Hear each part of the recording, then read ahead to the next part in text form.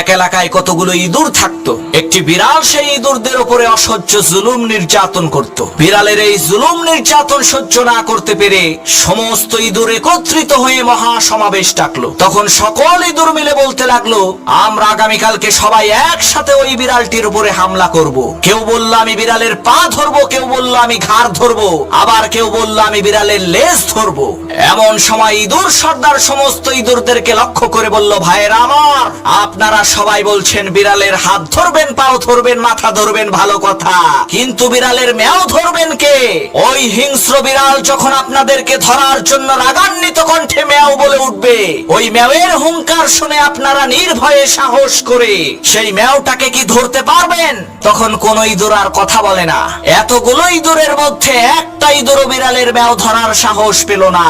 তখন ইঁদুর সর্দার বলল, বিড়ালের ম্যাও ধরতে না পারলে তার সাথে যুদ্ধে লিপ্ত